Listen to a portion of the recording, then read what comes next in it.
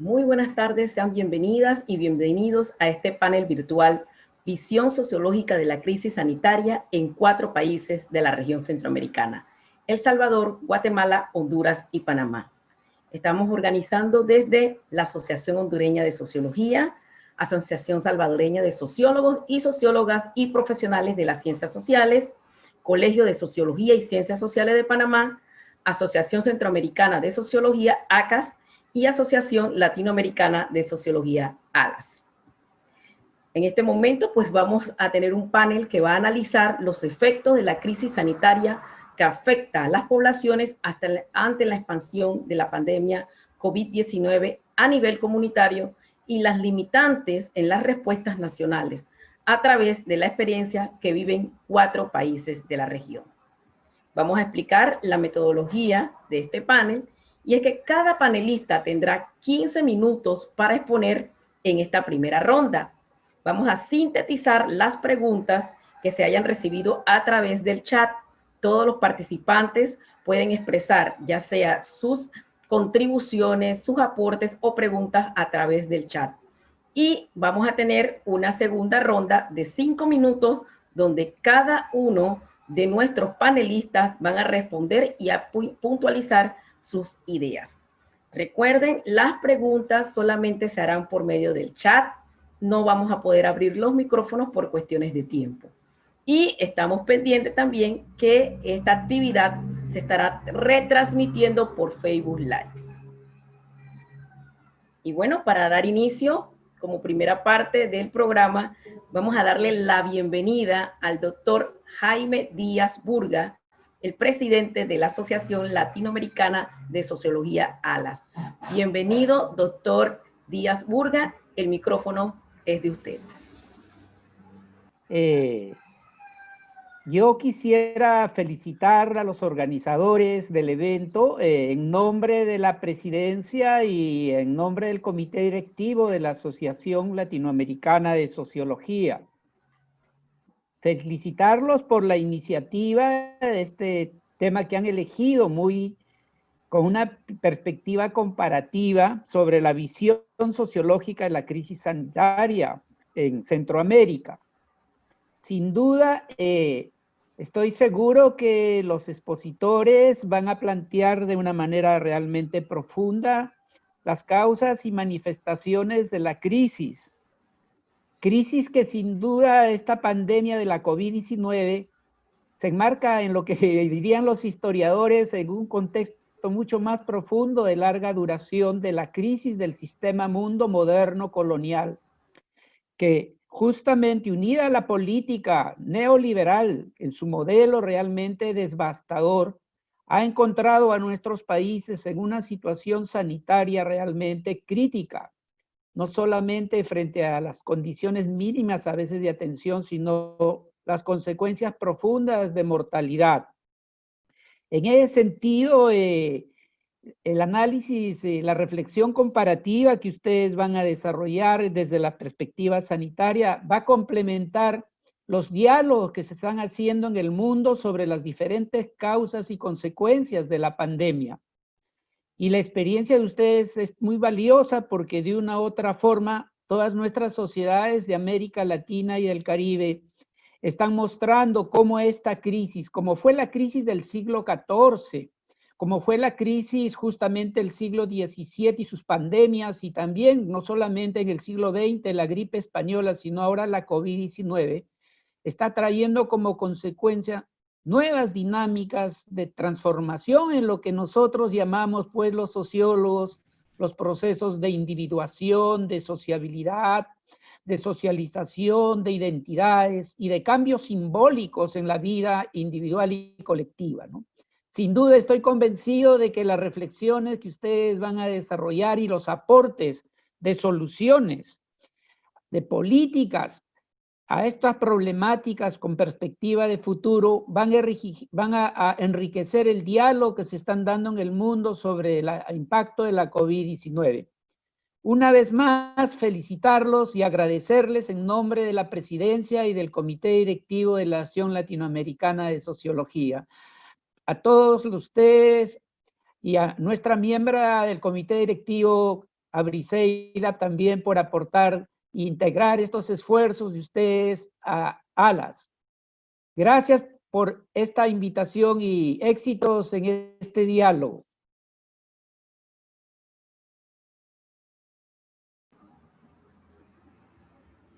Bueno, muchas gracias al doctor Jaime Ríos Burga por sus palabras de bienvenidas muy atinadas. Y bueno, vamos a empezar pues con nuestro panel de lujo. Vamos a presentar a nuestro primer panelista, el magíster Luis Alonso Monge, sociólogo y docente con una gran experiencia laboral en el sector público. Además, maestro en Derecho Familiar, técnico en mediación, labora actualmente en la Procuraduría General de la República de El Salvador, docente a nivel de pregrado y posgrado en universidades privadas y la del Estado, presidente de la Asociación Salvadoreña de Sociólogos y Sociólogas y Profesionales de las Ciencias Sociales AS y vicepresidente de la Asociación Centroamericana de Sociología ACAS en el periodo 2018-2020. En sus líneas de investigación tenemos familia, niñez, adolescencia, juventud, cambio social, exclusión social, desarrollo local. Y nos estará disertando en la tarde de hoy sobre la crisis multidimensional que genera el COVID-19 en El Salvador. Bienvenido, magíster Alonso Monge. El micrófono es de usted. Gracias, Ana, por tan efusivas palabras de presentación. Bueno, saludos a todas y todos. Saludos especiales a Briseida por invitarme a ser parte de este esfuerzo. Tal como se plantea, vamos a compartir.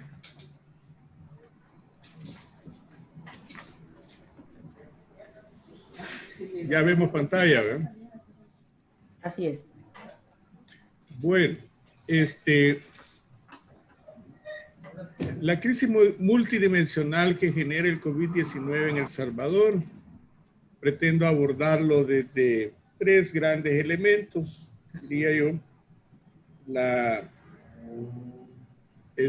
situación problemática que se expresa en varios factores, por ejemplo, en la economía, en la situación de las familias, el hacinamiento habitacional en cada familia, las cifras de la pandemia y el subregistro de casos y la crisis de gobernabilidad latentes en la sociedad salvadoreña. Luego hablaré un poco sobre los derroteros para encarar el futuro, que me parece que ahí es donde la sociología tiene el gran reto, ¿verdad?, de explicar y comprender esta pandemia y cómo nos va a cambiar la vida, cómo nos la ha cambiado y nos estará cambiando en los próximos decenios, ¿verdad? Antes de la pandemia, El Salvador ya tenía un problema económico sustantivo, tiene un producto interno bruto que depende en un 16% de sus remesas familiares, es decir, que El Salvador produce muy poco, ¿verdad? En lo que se refiere a las familias salvadoreñas, independientemente del estrato, la pandemia les ha golpeado gravemente. Las medidas paliativas que el Estado ha implementado, como por ejemplo, dar $300 en teoría a las familias más pobres del país, repartir canastas alimenticias, etcétera. En mi opinión, han contribuido, pero no están resolviendo el problema de fondo. La pandemia está empujando a más familias a la pobreza. Ya vivíamos en condiciones de precariedad y además todo esto en mi perspectiva por la brutal y bestial inequidad que hay al interior de la sociedad salvadoreña. Por ejemplo, fíjense que en promedio, según la Dirección General de Estadísticas y Censos, un hogar recibe $619.90 a nivel nacional. En las áreas urbanas, eso se incrementa a $728, pero en el área rural baja a $435. Y en el gran centro urbano, que se denomina la región metropolitana de San Salvador, ese ingreso promedio se eleva a $820. Esos tres datos en concreto, en mi opinión, expresan la inequidad de la distribución de la riqueza en El Salvador.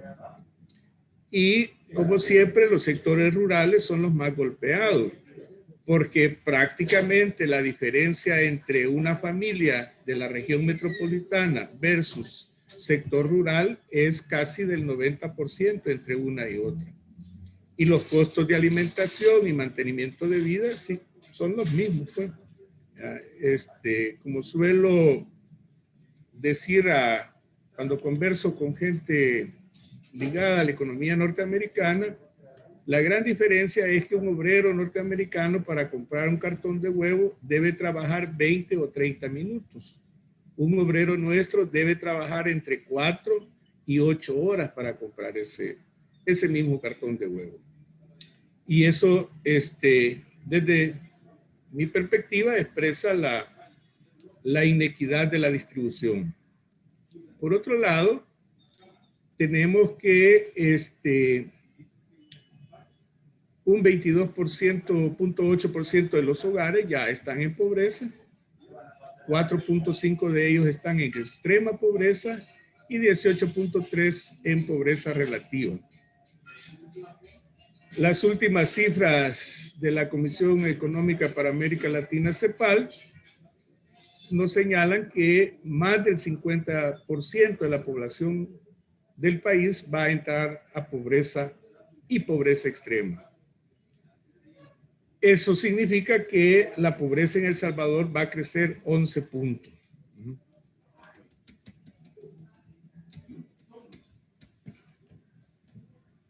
El otro elemento sobre el cual quisiera llamar la atención es en lo que se refiere a la pobreza multidimensional, ya que de acuerdo a las cifras oficiales del Ministerio de Economía,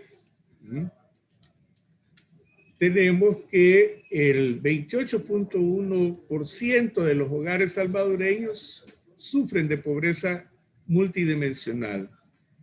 Eso significa que 543.875 hogares en los que viven 2.146.595 personas de 6 millones y fracción que vivimos en El Salvador.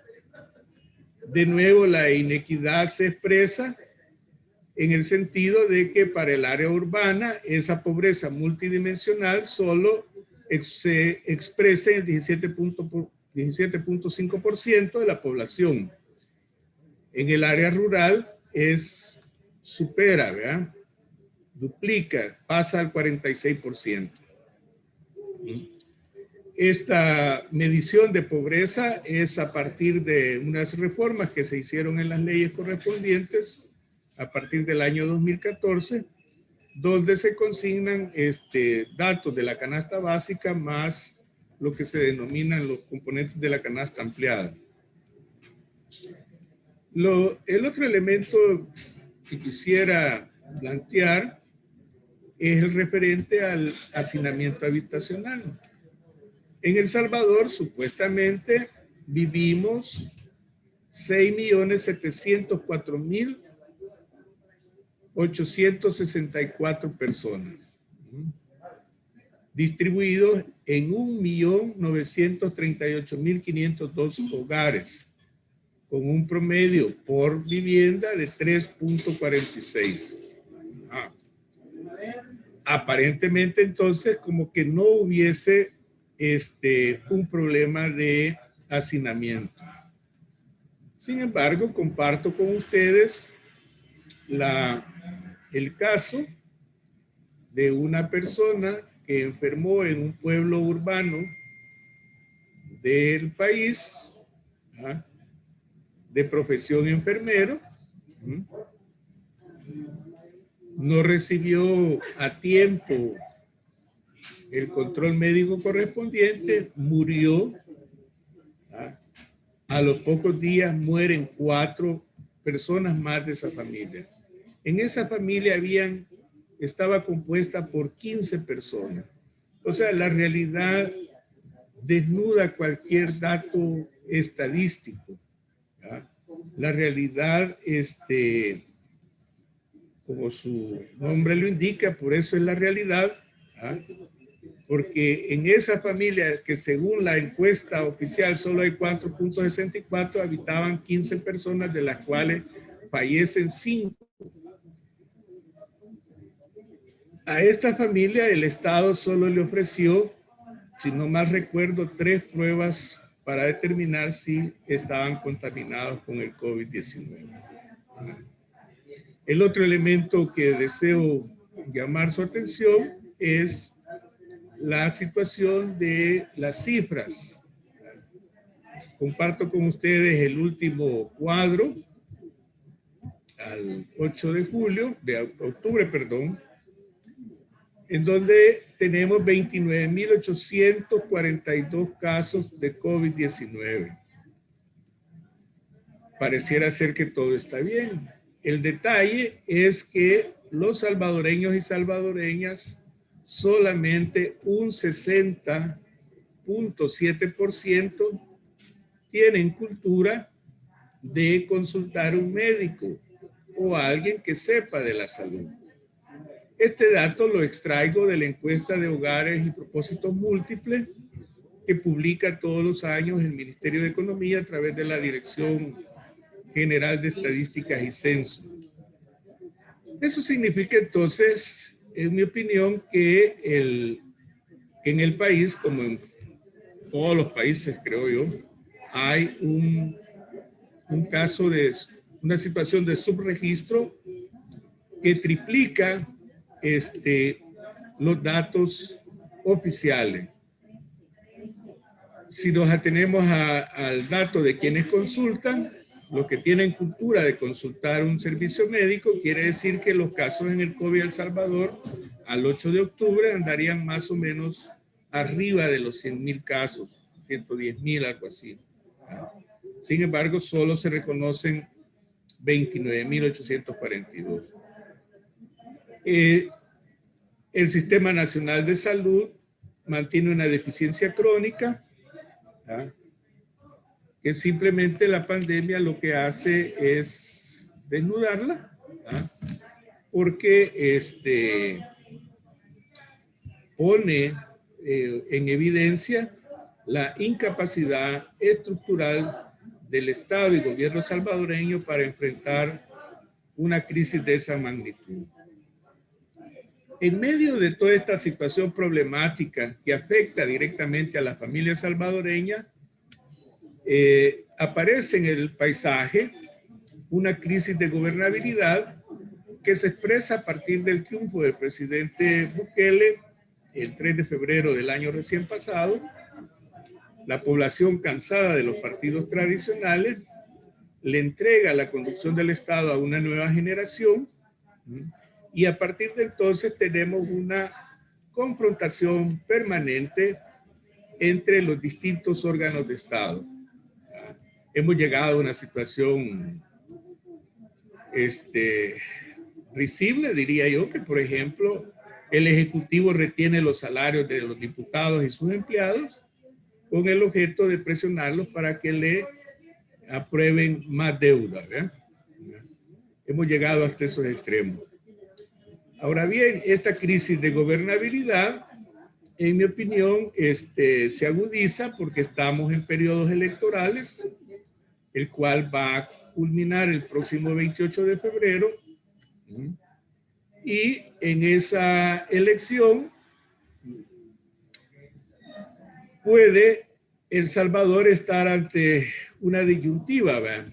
El fin del Estado democrático que heredan los acuerdos de paz ¿ah?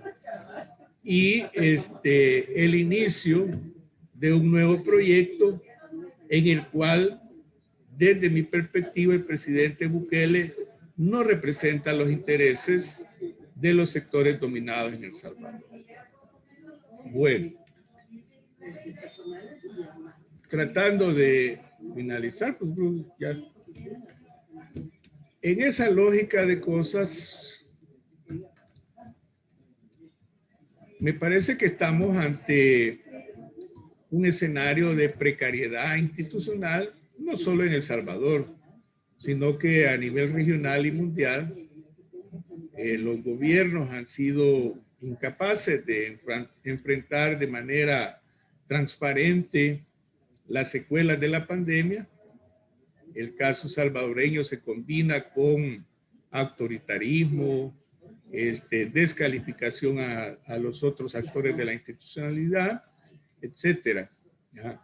Pero a nivel mundial, a diferencia de otras crisis, que el sistema capitalista ha enfrentado, como por ejemplo la crisis bancaria del 2008, donde la Reserva Federal estadounidense salió en función de los bancos, en rescate de los bancos, Hoy en día, no sé si me perdí de algo, pero yo solo vi a la OMS, a la Organización Mundial de la Salud, como parte de esos organismos multilaterales en la palestra. El resto del sistema de las Naciones Unidas no lo vi actuando. El organismo regional de la Organización de Estados Americanos tampoco lo he visto actuando, más allá que para condenar cosas, etcétera. Pero los bancos regionales tampoco los veo con planes de rescate para las sociedades. Entonces, tengo la impresión de que hay toda una especie de dejar hacer, dejar pasar, tal como el colega Jaime señalaba, el asunto del neoliberalismo con todas sus bestialidades, dejando que las sociedades se adapten a los nuevos cambios sin mayores soportes. De ahí entonces que para mí la sociología tiene que evaluar los paradigmas epistemológicos y metodológicos conocidos y que a la fecha nos han determinado lo que entendemos como sociedad. Ya que la pandemia, no solo nos ha robado el mes de abril parodiando a Sabina, sino que también en el estricto sentido nos robó el mundo conocido.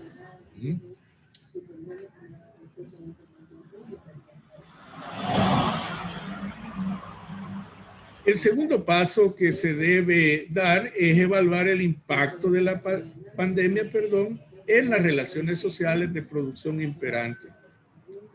El teletrabajo, la teleeducación, los encuentros sociales virtualizados a nivel familiar, comunitario y masivo, nos están cambiando todas las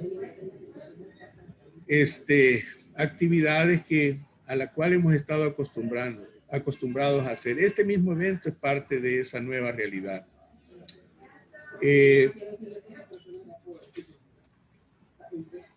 Traigo a cuenta de que la sociología es una disciplina de poder porque construye conocimiento científico y generalmente sus hallazgos perturban, ya sea porque cuestiona o transforma el status quo.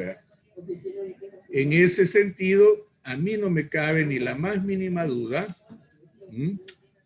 que la sociología tarde o temprano, o la comunidad sociológica tarde o temprano, va a encontrar nuevos derroteros para explicar la crisis y las nuevas alternativas.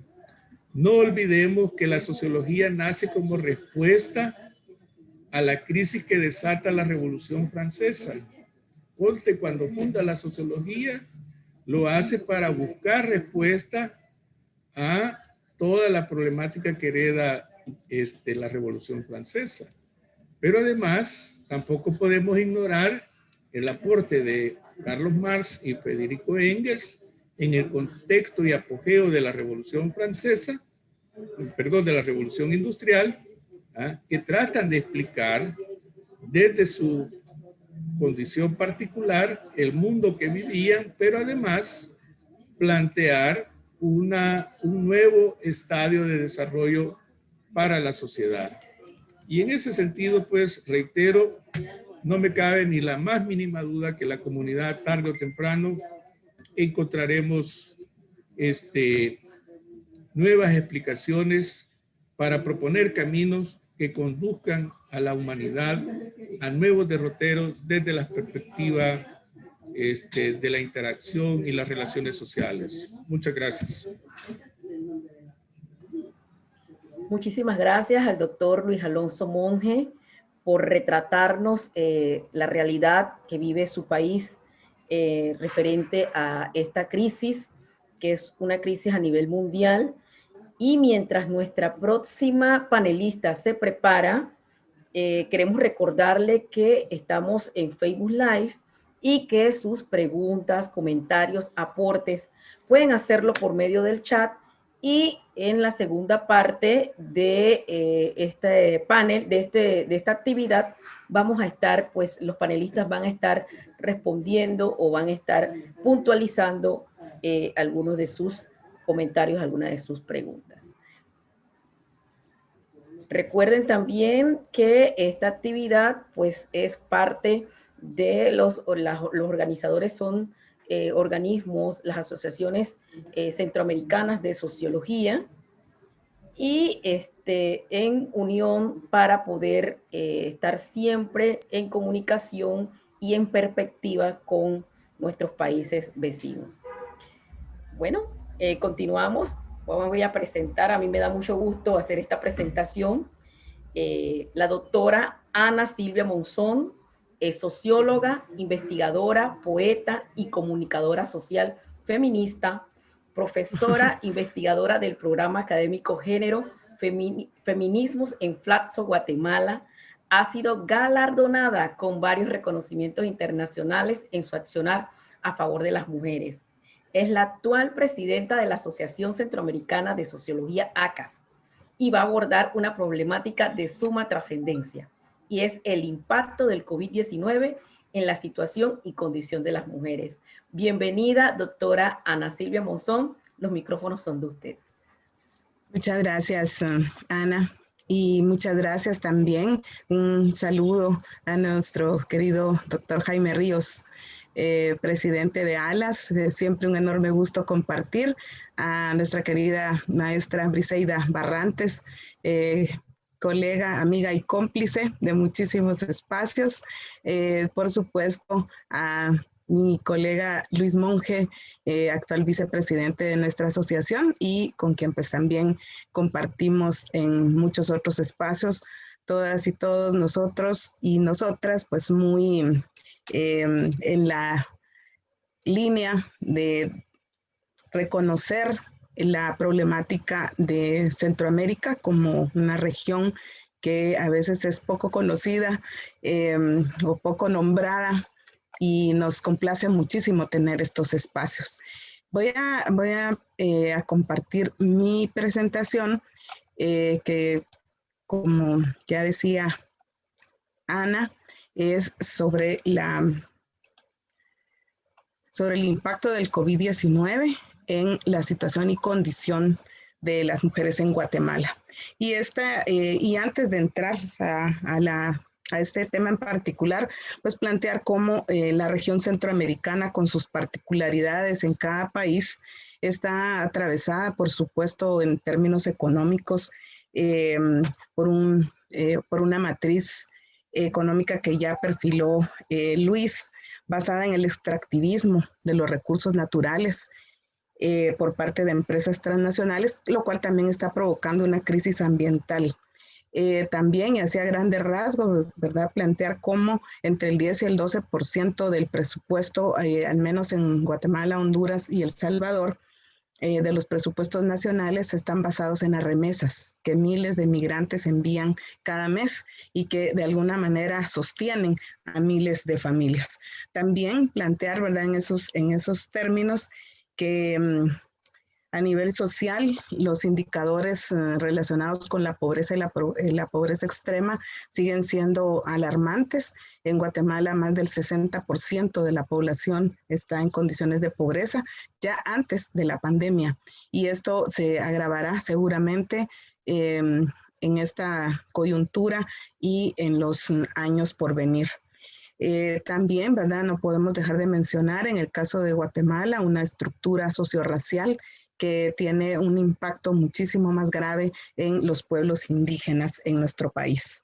Y a nivel político, también plantear cómo con distinto énfasis en cada país de la región, han ido avanzando grupos y élites que han venido cerrando los espacios para la expresión ciudadana.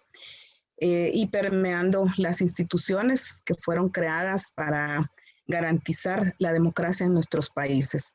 Tanto en El Salvador como en Guatemala, en los años 90 se firmaron acuerdos de paz que se plantearon como un nuevo pacto social que darían lugar a un desarrollo más sostenido para la población. Sin embargo, a 20 años, un poquito más, un poquito menos, los resultados pues son realmente preocupantes en nuestros países.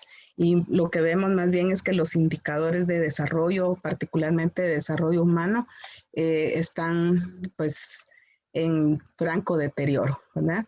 Solamente quería marcar estas cuestiones muy generales y luego comentar que lo que voy a presentar está basado en una investigación que realizamos con mi colega Karina Peruch de Guatemala sobre las mujeres, el cuidado y la violencia, las consecuencias del confinamiento por la pandemia, y fue realizada en el mes de mayo en pleno confinamiento y se hizo a través de una encuesta en línea. Pues nos propusimos en ese momento como hacer una fotografía de qué es lo que estaba sucediendo con las mujeres. Trataré de ser breve porque pues siempre da para mucho un tema como este. Y como decía, pues la idea era realizar esta aproximación a las consecuencias inmediatas de la pandemia en la condición de género de las mujeres en Guatemala, e identificar desde una perspectiva de género e interseccionalidad las problemáticas de las mujeres en su entorno familiar y tanto también a nivel del trabajo, de cuidados y de la violencia, y establecer posibles propuestas. Este trabajo se realizó con la organización Mujeres Transformando el Mundo y los resultados pues nos plantearon cuestiones que es necesario seguir profundizando y tomando acciones.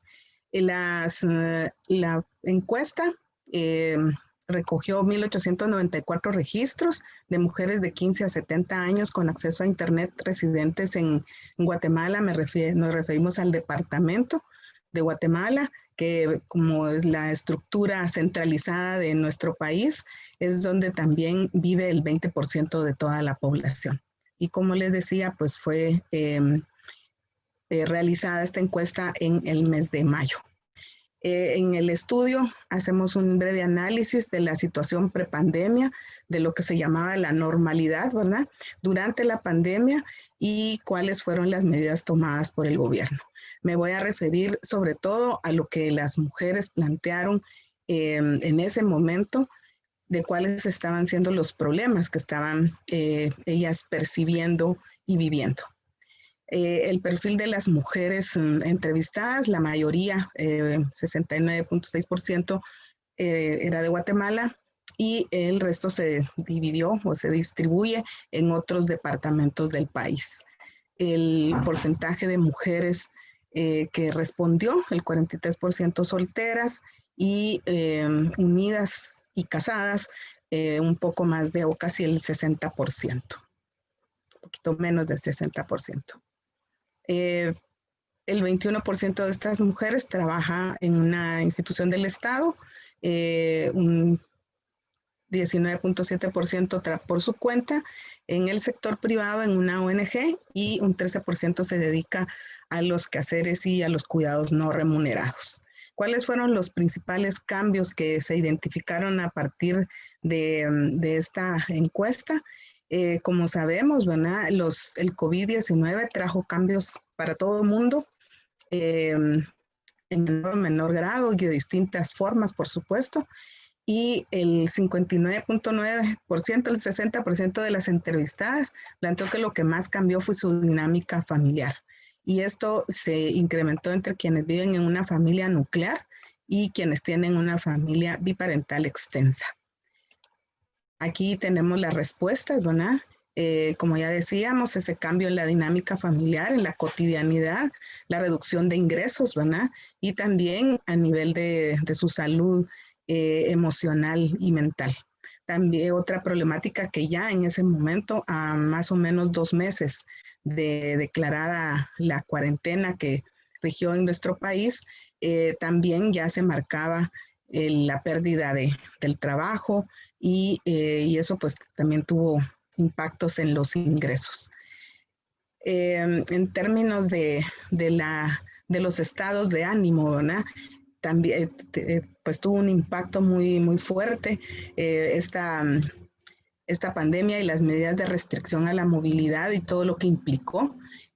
Como vemos aquí, el 67.6 planteó que sentía molestias, angustias o tensión, depresión.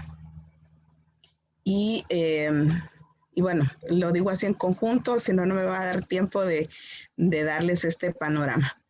Vemos aquí a una cuestión que surgió como una acción frente a la pérdida de ingresos. Recordemos que la mayoría de la población económicamente activa trabaja desde la informalidad, de manera que vieron afectados sus ingresos y perdidos, digamos, los espacios y las formas en las que se agencian de recursos cotidianamente. Así que muchas mujeres y también hombres, ¿verdad?, salieron con sus banderas blancas, que es como como el símbolo del hambre, de la pobreza, lanzando ese SOS para pedir, ¿verdad?, apoyos para ellas y sus familias. Otro aspecto que tomamos en cuenta en esta encuesta, ¿verdad?, y es otro impacto a partir del COVID-19, es en el trabajo y el uso del tiempo de las mujeres. Debemos recordar que las mujeres, y en nuestro país, ¿verdad?, el porcentaje de mujeres que tiene un trabajo remunerado sigue siendo bastante bajo. Llega así mucho al 40% de la población económicamente activa. La mayoría trabaja en condiciones de informalidad y de mucha precariedad.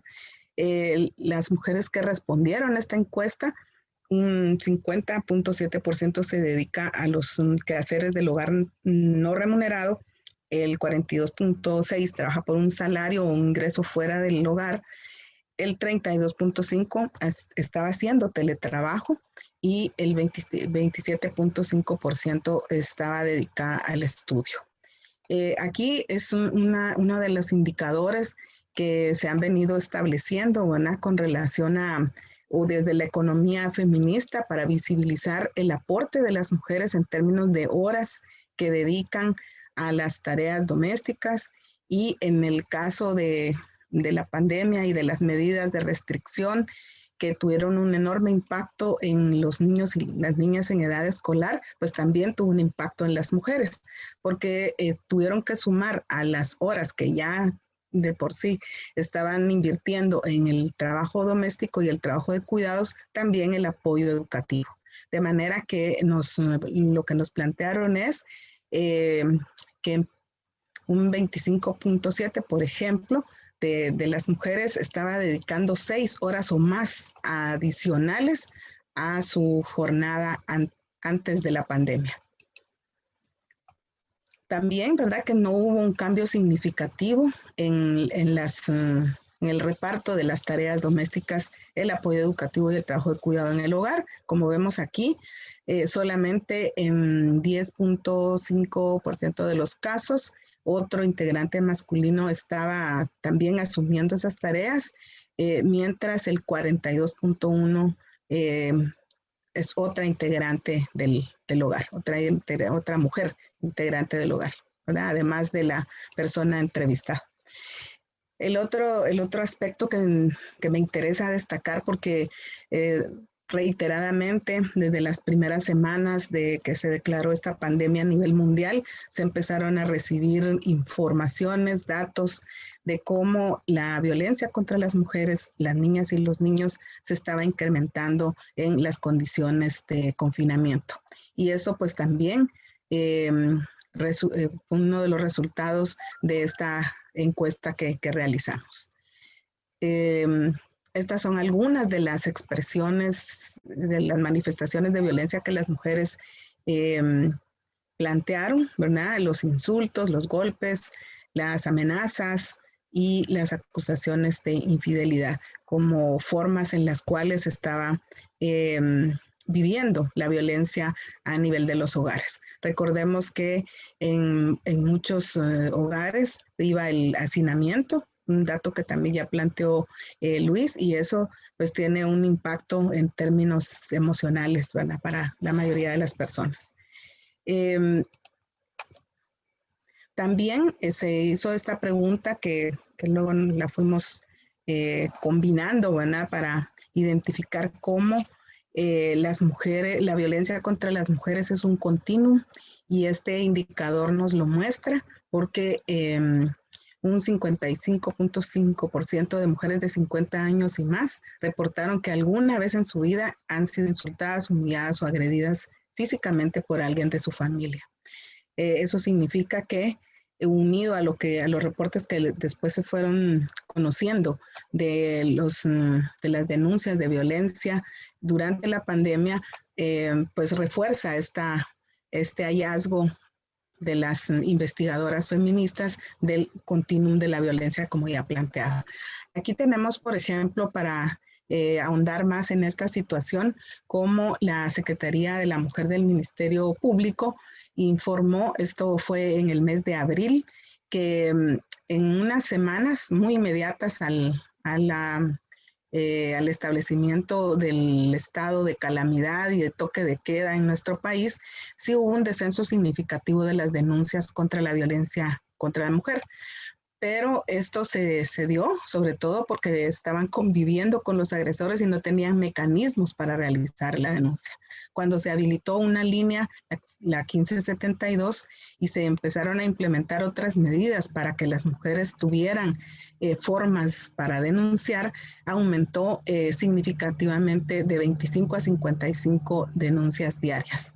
También un dato relevante y muy preocupante es que el número de desapariciones de niñas y mujeres ha continuado durante esta pandemia. También en esa oportunidad el director de la Policía Nacional Civil planteó que habían recibido en lo que iba del año, es decir, hasta el mes de abril, 7.941 llamadas para reportar violencia intrafamiliar, y que ellos identificaban que había habido un incremento comparándolo con el año anterior. Aquí dos cuestiones que me interesa destacar, que tiene que ver directamente con la violencia y sobre todo la violencia sexual contra las niñas y las mujeres. El dato de embarazos en adolescentes, esto es un dato del OSAR, que es el Observatorio para la Salud Reproductiva en nuestro país, 77.847 casos de niñas y adolescentes entre los 10 y los 19 años.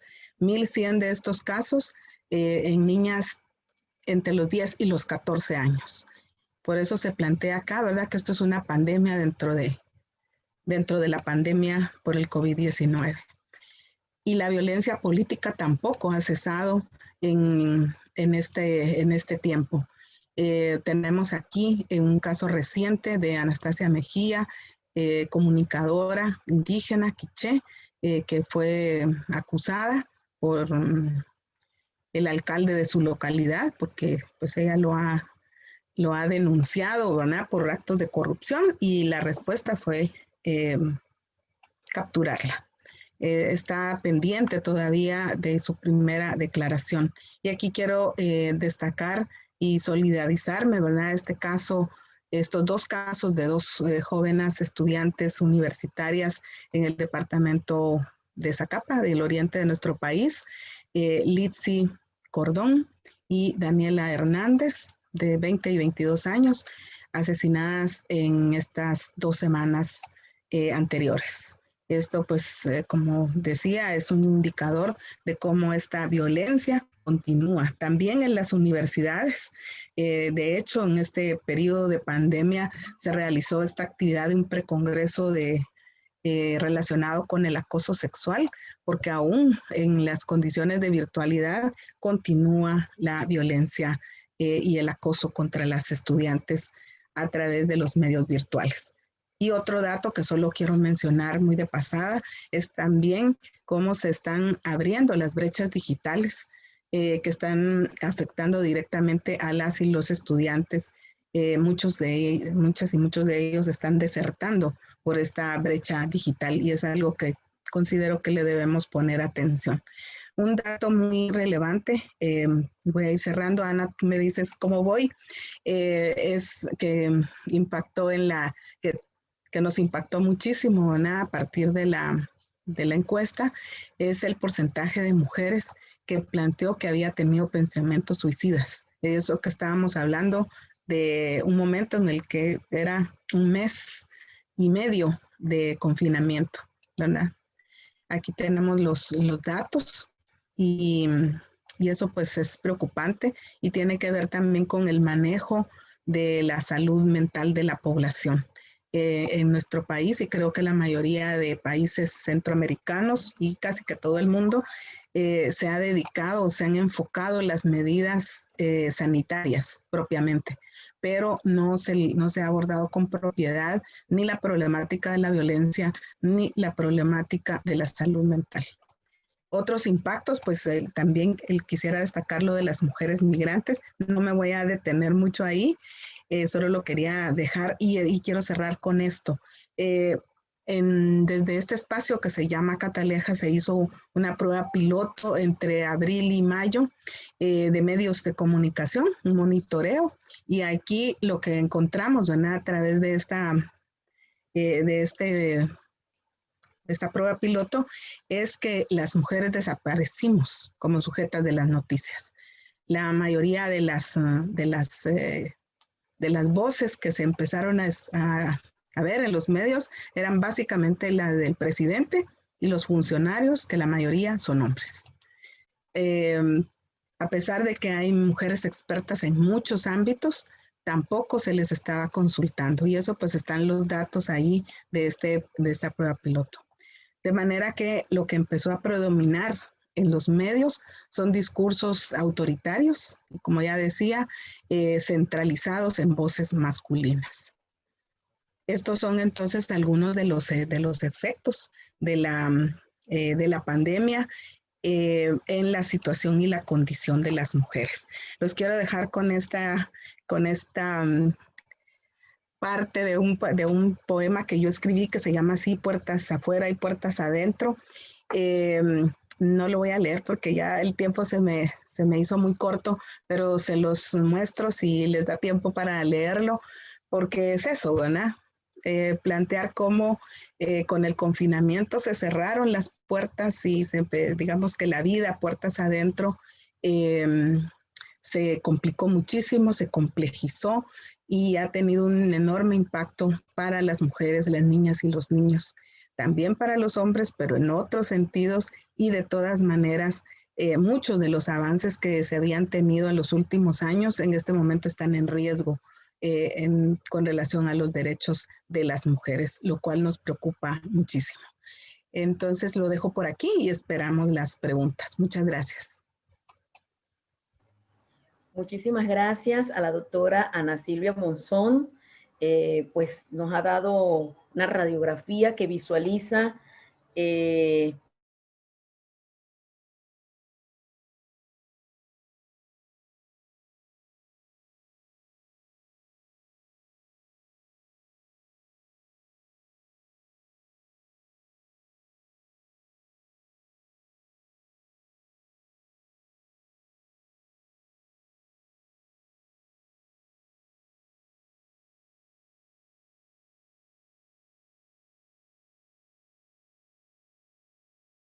local y al análisis de la información censal y de encuestas sociodemográficas de instituciones de estadística, además de contar con una vasta experiencia en investigación en temas sociales. Es delegado por la Asociación Hondureña de Sociología, AS, quien realizará una crítica a la crisis sanitaria en Honduras. Bienvenido, doctor Reyes Cardona. Los micrófonos son de usted. Muchas gracias, estimada. Antes que nada, agradecer la invitación a participar en este evento, que tal como el resto de compañeros lo vienen manifestando, son espacios que creo que son necesarios para debatir y discutir sobre la situación que están afrontando todos los países de la región. En ese sentido, me gustaría también plantear que desde mi caso, desde mi ponencia, la descripción que pretendo hacer es más que todo, no solo hablar de la dimensionalidad, ¿no? O de las dimensiones sociales que tiene la sociedad hondureña, sino que también hablar un poco sobre el papel que tienen también las instituciones o el papel que están jugando las instituciones en todo esto. Tal como lo manifestaban anteriormente, ¿no? La situación, al parecer, en Centroamérica, en materia de socioeconómica o en materia de datos o estadística, es muy similar. Por ejemplo, el caso en Honduras, de acuerdo a datos oficiales, esos datos también se están moviendo en términos de técnicos, en términos de uso de metodologías para poder medirlos. Pero de acuerdo a datos oficiales, en Honduras, más del 60% de la población está en situación de pobreza. Esos datos son datos del 2019. ¿Eso qué significa? ¿Qué implicaciones tiene? De ese 60%, más del 30% de la población también está en situación de pobreza extrema, lo cual nos deja un panorama bastante pesimista, en el sentido de que desde mi punto de vista, al parecer, creo que la pandemia o la crisis sanitaria en la que estamos inmersos, lo que plantea es nada más, es que nos establece cuáles son las circunstancias que están pasando en el contexto o alrededor nuestro. Es decir, como bien ustedes lo estaban planteando, ¿no? En términos estadísticos, ¿qué es lo que significa en materia de salud? ¿Qué es lo que significa en materia económica? ¿Qué es lo que significa en materia de educación? Pues básicamente también Honduras padece la misma situación. Si bien es cierto, por ejemplo, hay algunos datos que en lo personal me llamó mucho la atención, es que, por ejemplo, Honduras es el segundo país en Centroamérica que ha tenido el crecimiento del PIB más alto. Por ejemplo, en 2017, de acuerdo a datos del Banco Interamericano de Desarrollo, decía que había alcanzado un 4.8% y que para el 2018 era de 3.7%. Y eso en términos económicos, ¿qué significan esos datos? ¿Cómo afecta entonces eso a la economía hondureña? ¿Qué papel va a tener entonces o qué papel van a jugar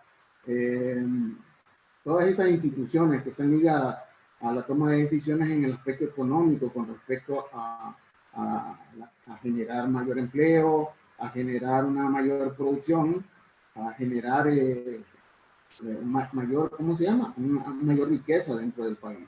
Pero tal como se había comentado anteriormente, gran parte de lo que es el PIB también depende de lo que son las remesas que provienen de afuera o del exterior del país.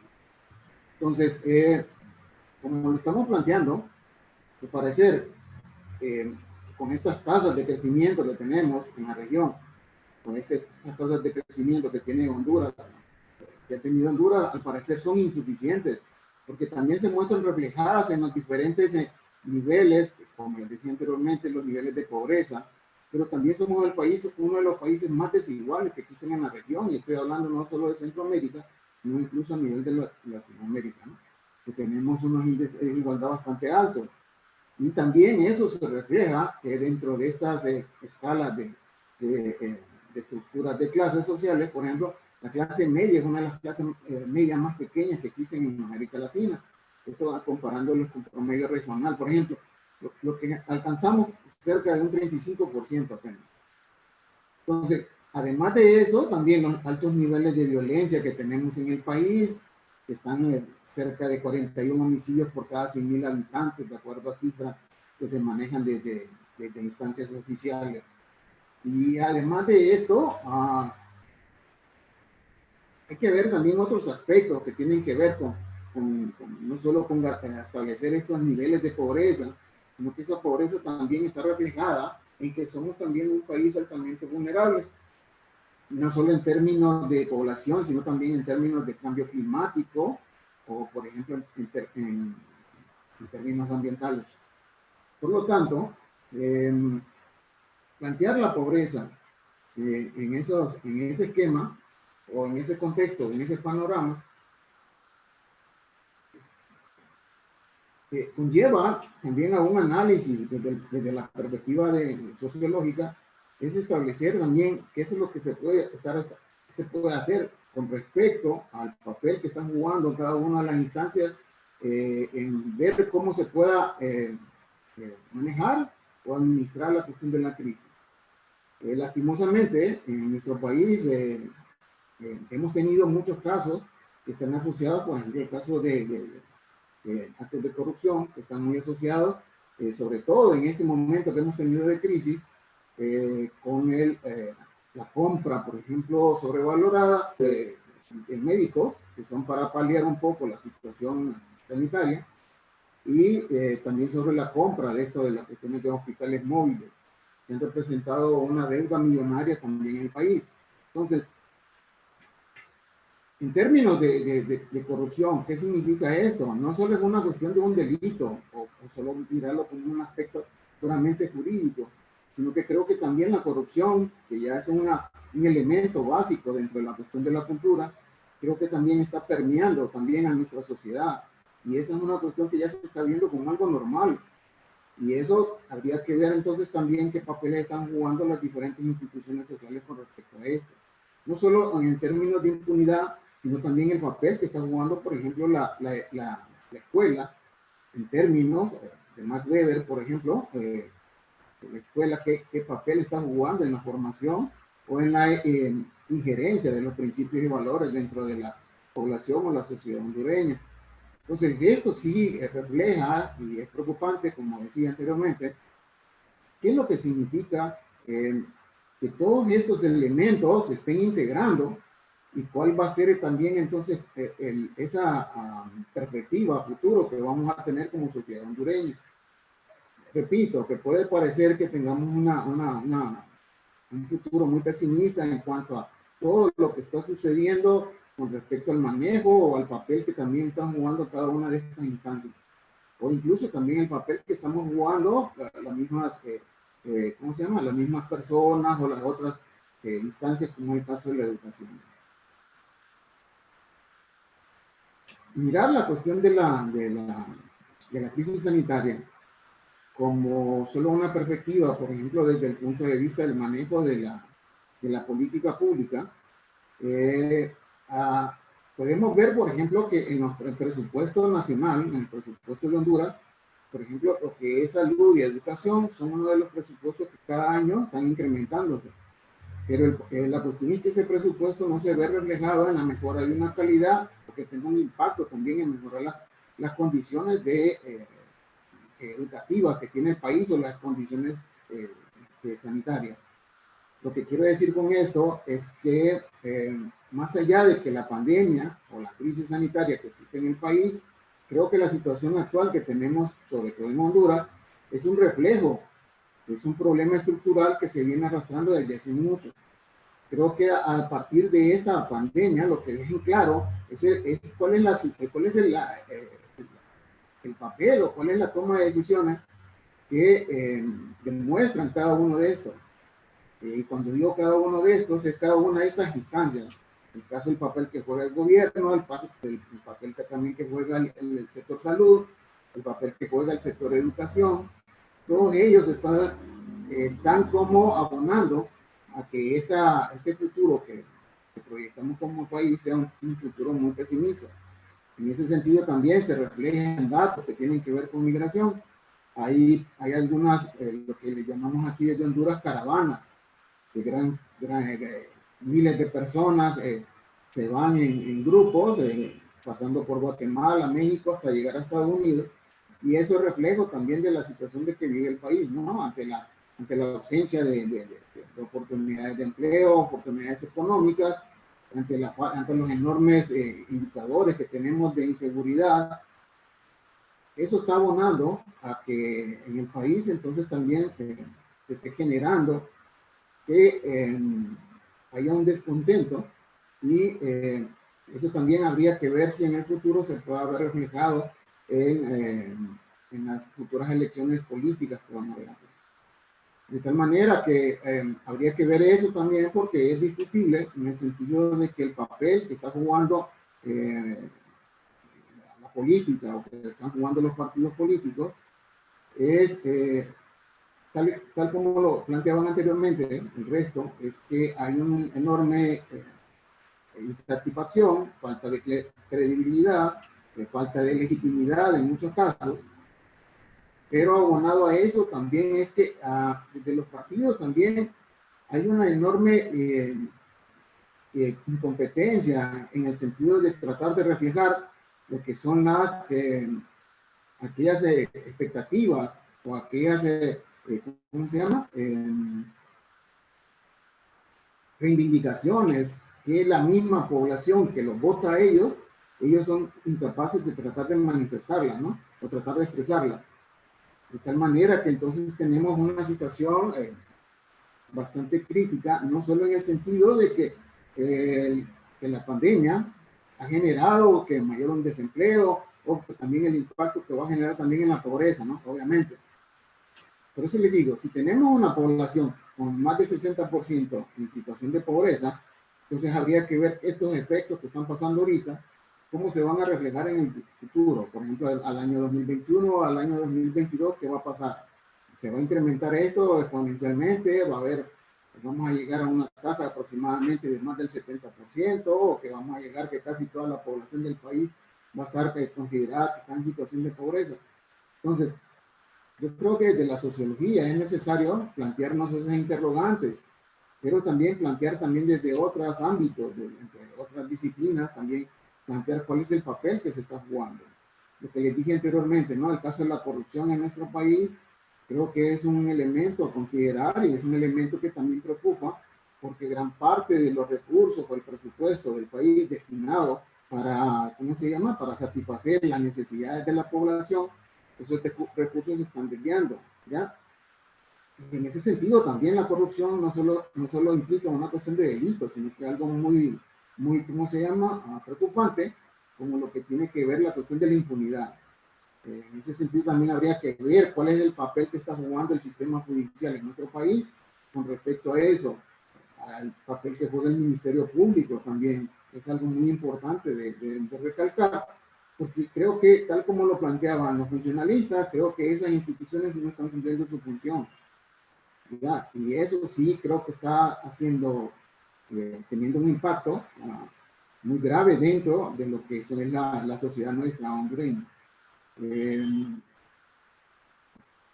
Asociado a todo esto que yo le estoy planteando, también en nuestro país, al igual que el caso de El Salvador, como lo planteaban con el presidente Bukele, también en nuestro país han salido muchas noticias, incluso hay casos ya que el mismo presidente nuestro, don Orlando Hernández, está asociado a grupos delictivos, ¿no? A grupos narcotraficantes. Y eso, como les digo, que son reflejos de lo que es nuestra sociedad. Eso también entonces quiere decir cuál es la expectativa que nosotros tenemos como sociedad en el futuro, qué es lo que nos espera, cómo nosotros podemos contribuir a tratar de mejorar esto. Creo que es un problema bastante complejo, y es una solución también que creo que debería ser integral, de manejarlo desde diferentes ámbitos, es lo que les estoy diciendo. En ese sentido, creo que también el papel que están jugando las diferentes organizaciones, ya sean desde el punto de vista de lo público o lo privado, en tratar de denunciar, tratar de, ¿cómo se llama?, informar, o en muchos casos también los medios de comunicación que siempre están inscritos a los grupos estos de poder o a los mismos grupos de gobierno, ver hasta qué punto estas cuestiones de cómo los medios de comunicación juegan un papel trascendental en estos cambios que también se quieren hacer. Entonces, lo que les planteaba es que si tenemos un país con un crecimiento económico tan alto, o uno de los más altos a nivel de Centroamérica, pero también tenemos un país con un crecimiento económico volátil, ¿no?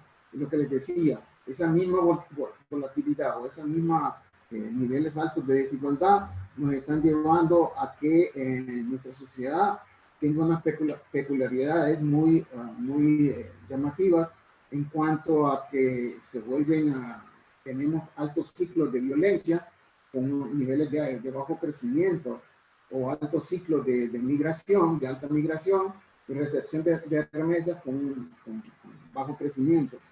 En ese sentido, la cuestión es que estas dinámicas que están haciendo es empujando a que la población emigre, pero también desde la perspectiva del gobierno, y creo que también es un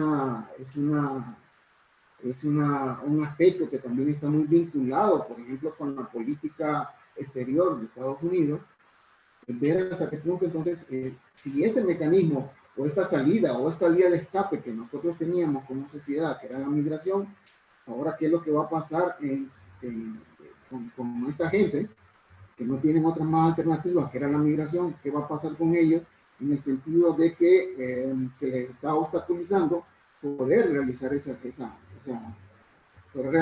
actividad, ¿no? De poder migrar del país para poder generar, ¿cómo se llama? Buscar mejores expectativas de vida. Entonces, ya para finalizar, yo lo que quisiera argumentar, concluir, es que a pesar de que en nuestro país, en Honduras, existen diferentes mecanismos, en el caso de las políticas públicas que existen para atenuar un poco las cuestiones de la pobreza o las cuestiones de la desigualdad, estas políticas o estas iniciativas que se están generando incluso desde organismos multilaterales, como el caso del BID, el Banco Mundial, los mismos fondos, o las mismas Naciones Unidas, esas iniciativas son insuficientes, porque la verdad es que están diseñadas para consolidar o sostener o mantener el status quo que siempre existe a nivel de sistema capitalista, ¿no? O lo otro también, que también está asociado a todo esto, es el enorme problema que en otros países también se está dando y tiene que ver con los modelos de desarrollo que se están implementando. Por ejemplo, la cuestión del extractivismo es un problema muy importante en nuestro país, en el cual el mecanismo de la violencia también está surgiendo a eso. La desaparición de líderes comunitarios, la lucha que tienen los pueblos originarios en nuestro país, va por esa vía de ver cómo los recursos naturales se pueden mantener, pero indico, como esta es una cuestión de modelo de desarrollo, desde el punto de vista, por ejemplo, del Estado o del gobierno, existen algunos mecanismos que están implementando ellos, como la utilización de los órganos represores, en el caso de la policía o los mismos militares, o también la adecuación de las mismas leyes que ya se habían establecido en el manejo o en el respeto incluso de la propiedad privada, ¿no? Por ejemplo, las cuestiones de los territorios comunitarios, en el cual se dan la mayoría de estos casos de comunidades que están en conflicto por el sostenimiento de los recursos naturales. Entonces, si ven, por eso les digo, es un panorama bastante complejo que tenemos a nivel de región y a nivel particular de Honduras. El desafío o el reto que se tiene como disciplina en el sentido de la sociología es bastante alto. Tratar de buscarle una explicación, pero sobre todo tratar de buscarle una solución a estos enormes problemas que tenemos, a esta complejidad de problemas que tenemos en la región, es un desafío, un reto que tenemos como sociólogos. De mi parte eso sería todo y muchas gracias. Muchas gracias, doctor Reyes, por darnos esas realidades, por compartir con nosotros las realidades de su país. Queremos recordarles, mientras se prepara la próxima y última panelista, queremos recordarles que pueden hacer sus preguntas, comentarios, aportes en el chat de esta plataforma. Igual lo pueden hacer los que nos están acompañando desde el Facebook Live. Y quiero darle pues un saludo a todos aquellos que nos están visualizando, además de nuestros hermanos centroamericanos, desde Brasil también nos están mirando, Perú, saludos y gracias por acompañarnos. Y le presento, pues para mí es un gran placer presentarle a nuestra última panelista, pero no menos importante, la magistra Carmen Gerald Barría. Es socióloga con una vasta trayectoria profesional en políticas sociales e investigación social. Ha sido oficial de programas de proyectos de alto impacto. Es consultora independiente y facilitadora de capacitaciones en diversos temas. Ejerce el cargo de secretaria general del Colegio de Sociología y Ciencias Sociales de Panamá y actualmente es la secretaria técnica del Consejo Técnico de Sociología en Panamá. Hoy nos va a estar disertando sobre el tema desafíos sociales del COVID-19 en Panamá. Bienvenida, Carmen, y mucho gusto. Muy buenas tardes, muchas gracias, Ana. Agradecida por la oportunidad de compartir con ustedes. Un saludo cordial al compañero y colega Jaime Ríos, presidente de ALAS, a nuestra colega Ana Julia Monzón, a los compañeros Luis Monge y Luis Reyes, ¿verdad? También participantes acá de este interesante panel. Decirles que, bueno, comparto con ustedes hoy unas reflexiones respecto a la situación que estamos viviendo acá en Panamá, producto de la realidad que estamos tratando de sobreponernos, ¿no? Y salir adelante con esto de la COVID. La COVID-19 ha puesto a prueba todos los sistemas de salud, ha evidenciado todo el tema de la importancia de gestionar estas políticas públicas de atención a la sociedad en general y a las poblaciones en condiciones de vulnerabilidad, ¿verdad? Esta crisis, esta pandemia ha incrementado la precariedad laboral, el desempleo y los recortes de ingreso a quienes sobreviven de la informalidad, pues porque también se han generado una serie de fórmulas que en muchos casos también están disminuyendo lo que son los derechos laborales. En Panamá, por ejemplo, el 20% de la población vive en pobreza y un 10% está en extrema pobreza. Esta cifra es del 2019. Acá hay que tomar en cuenta que esta es una realidad que definitivamente va a variar. La situación que se está viviendo en el país, definitivamente el tema de la informalidad va en incremento y que hay definitivamente un efecto importante en la vida de las personas. El tema de la desigualdad social como parte de esta dinámica que impone la COVID y que está mostrando, ¿verdad? Está mostrando efectivamente el rostro que tiene, expresa realmente un tema de cómo en nuestro país, siendo el tercer país de la región con peor distribución de la riqueza, muestra cómo quienes tienen las peores condiciones de vida, quienes tienen esas limitaciones sociales y de ingreso, tienen justamente ese nivel de dificultad para tomar en cuenta mucha de esta campaña que al iniciar la pandemia se planteaba en cada una de nuestras provincias. La campaña de quédate en casa, muy fácilmente esa fue la dinámica que se planteó desde el inicio para que, como una medida o una solución para restringir la movilidad de las personas, se planteó esa campaña de quédate en casa y eso representó definitivamente muy difícil la posibilidad de que un vasto sector de la población que vive en pobreza extrema, pudiese ejecutarla, porque no tienen las condiciones necesarias para suplir sus necesidades, con el incremento también del nivel de contagios y de casos. Una de las políticas que se fue generando acá fue que para estos sectores en donde se identifican los clústeres muy conocidos o áreas urbanas o rurales o semiurbanas en donde hubiese una alta incidencia, se hacía una especie de cerco cuarentenario y se pedía a la población que no saliese, pero era un tanto contradictorio, mucha de la gente salía, empezó también una dinámica que fue una de las medidas que se tomó de detener a las personas y que luego también había que multarlas o que estas personas tenían que aplicar algún tipo de medida o trabajo comunitario si no tuviese los recursos. El punto aquí es que el tema de la desigualdad social en el país ha estado presente y estas medidas han efectivamente afectado muchísimo a este sector de la población. En términos del grado de vulnerabilidad de las personas y de manera muy particular de las mujeres y el alcance que tienen estas para hacer frente a los nuevos escenarios, ha planteado una serie de factores que de alguna forma son factores que han estado presentes en el día a día, muchos de ellos también los mencionó nuestra colega Ana Silvia, y que de alguna forma han aumentado los niveles de riesgo y de mayor vulnerabilidad de las mujeres en el contexto del COVID. Uno ha sido, como bien se ha dicho, el tema del incremento de la violencia, fundamentalmente el tema de la violencia de género, la violencia sexual. Otro ha sido el tema de la sobrecarga del trabajo no remunerado. Otro ha sido que también dentro del personal y el sistema de salud en Panamá mayoritariamente está compuesto por mujeres. Otro componente importante es que la gran mayoría de las trabajadoras del hogar y del sector informal son mujeres.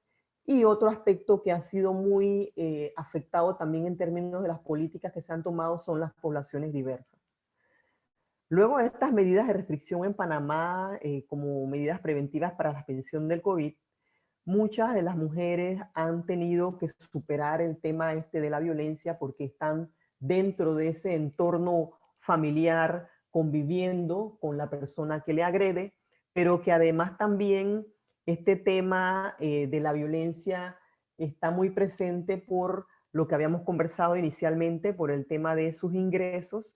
Muchas mujeres también son víctimas de explotación sexual y de abuso sexual por las condiciones que están viviendo y que en este tipo de situaciones al final también las políticas públicas tienen que tener un enfoque de conjunto, una visión integral que permita valorar las condiciones de cada sector. Es decir, de manera muy particular, la pandemia se está viviendo no solo muy distinta para las mujeres, sino también para los sectores sociales. El tema de la sobrecarga del trabajo no remunerado, que es un elemento muy importante, y cómo a su vez también este tema de la flexibilización de los horarios, de el trabajo, el teletrabajo, pero además también de la educación en casa, ha significado también una sobrecarga para las mujeres. Porque para el conjunto de la sociedad, para quienes están dentro del entorno laboral, el estar trabajando en casa, bueno, representa un esfuerzo adicional, pero para el caso de las mujeres, ellas también, además de estar llevando el tema del teletrabajo, también están viendo el tema del monitoreo de los niños y niñas, el tema del cuidado de la familia y el tema de atender a quienes también se han infectado. Anteriormente también conversaba o mencionaba el hecho de que en Panamá, por ejemplo, de manera mayoritaria, el número de doctoras, enfermeras y personal de salud en Panamá está compuesto por mujeres. Es un tanto contradictorio cuando se ve muchas veces las tomas, no solo acá, sino también en el mundo, que salían las personas a las calles a aplaudir y a reconocer públicamente el gran trabajo que estaban haciendo. Este tipo de situaciones eran un tanto contradictorias respecto también a la demanda que en su momento se ha dado en este último tiempo también por las mejores condiciones de trabajo, por tener el instrumental adecuado, por las medidas de protección personal que en muchos de los casos fueron descuidándose y que para este sector en particular, compuesto mayoritariamente también por mujeres, estaba siendo afectada también el personal de salud porque no habían las condiciones para procurarle el equipo correspondiente que les permitiese también brindar el servicio. Esto por un lado. Desde el punto de vista de la informalidad, hay unas cifras muy interesantes, y es que el Instituto Nacional de Estadística y Censo para el año 2019 reportaba que las mujeres representan el 91% de la población de este sector informal. Entonces es un tema interesante porque constituye la mayoría, ¿verdad? Lo que además también esta situación de condiciones económicas preocupantes es una situación que está golpeando grandemente a las mujeres, porque además también, además de llevar el tema de la informalidad, también es la persona que está realizando la labor de cuidado. Igual también habíamos conversado que dentro de las medidas de la etapa esta de restricción de la movilidad, de cuarentena, se define acá las salidas por sexo. Había unos días para hombres, unos días para mujeres. Esta ya es una situación superada porque acá, por ejemplo, ya hay una salida que se da para ambos sexos. Pero esta fue una situación bastante contradictoria y generó definitivamente mucha más discriminación de la que ya están viviendo algunos sectores de la población. Nos estamos refiriendo a las mujeres trans, a los hombres trans, que en su momento también, además de sufrir la situación de discriminación, que es parte también de lo que han estado viendo por mucho tiempo, las medidas venían a reforzar con el personal de la policía, la autoridad, de restringir, de limitar el ingreso de esta población para los servicios que requiriesen en su momento.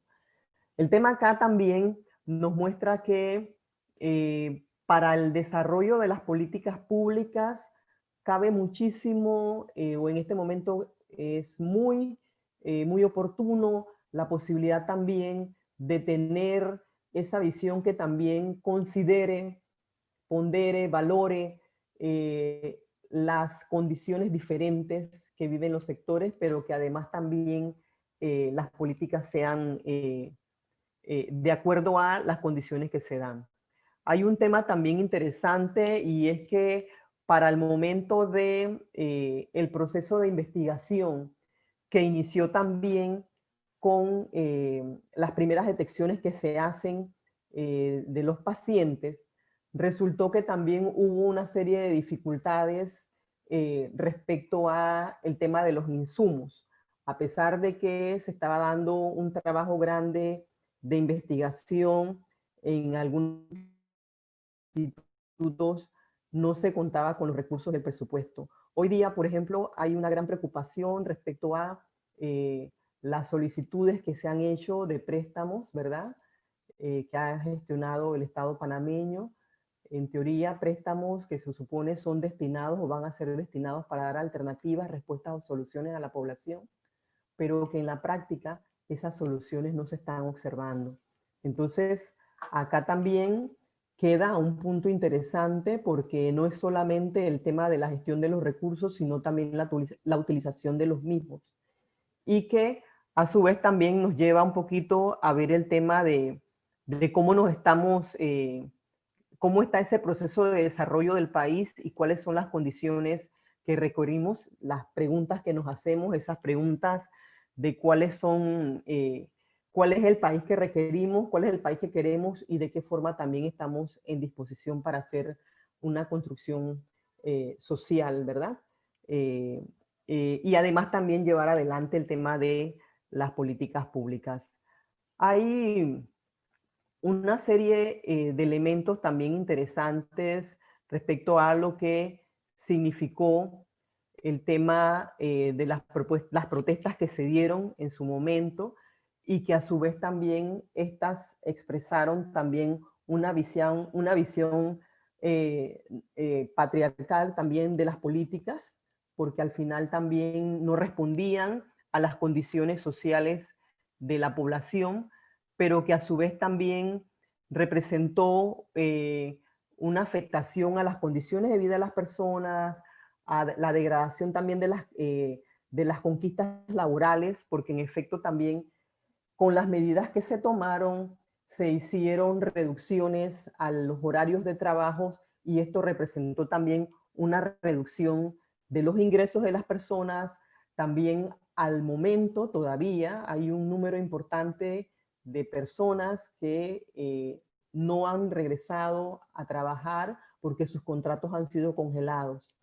El Estado, a través del Ministerio de Trabajo, decretó que en esta etapa de pandemia era permitida que se podían congelar los contratos, y que en uno de los casos se dieron los ceses de estos contratos, y que al final también esto representó, como en efecto ha sido, un tema de una reducción sustancial en los ingresos de las personas. Hubo una serie de medidas también, como el tema de las bolsas de alimentación, y que también, por supuesto, estas medidas no sirvieron sino solo, ni siquiera para paliar, porque al final no habían las condiciones para que las personas subsistieran, las familias, unas bolsas que eran con productos mínimos, y que al final también era ese el mecanismo que se tenía en su momento para impedir que las personas fueran a las calles a buscar, a generar ingresos. El tema de la informalidad, como se ha conocido, está cada vez más en aumento. Las vulnerabilidades sociales y de las personas, por supuesto, en incremento, pero además también esto representa también que cada vez más son menos las personas que tienen el acceso a la seguridad social, porque al perder las condiciones o su estatus de trabajador, entonces ahora se incrementa el número de personas que acuden a los centros de salud. Este fenómeno también se ha trasladado también a los centros educativos. Así como hoy día se ha visto mucho el tema de la educación virtual, también ha sido grandemente afectada también los sectores educativos, muchos de los cuales una clase media baja, clase media, que en algunos casos pudieran tener a sus hijos en escuelas privadas. Ha habido una gran migración entonces para las escuelas públicas. Se dice que muchas de estas escuelas, cuando pasaron por un proceso de validación, al final tuvieron que cerrar porque no tenían las condiciones mínimas para prestar el servicio a través de la modalidad virtual. Es decir, que aun cuando ofertaron en su momento las condiciones para ellos, no tenían las posibilidades de darle continuidad al servicio de esto. Situación que también se reitera a nivel de las universidades. Ana me está haciendo seña, entonces estamos hasta acá en términos de la reflexión y bueno, continuamos. Muchas gracias, Carmen. Sí, sabemos que el tiempo es corto para tanta información. Sin embargo, pues debemos continuar porque tenemos preguntas y tenemos algunos comentarios. La primera pregunta va para el doctor, el magíster Monge, y se la voy a pasar a leer a continuación. ¿Podría indicar cómo usted cree que se debe controlar la pandemia en este momento en El Salvador? Recuerden que tenemos 5 minutos cada expositor para puntualizar en las respuestas. Gracias.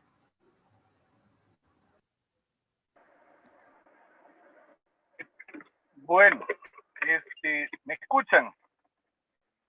Sí, lo escuchamos, doctor.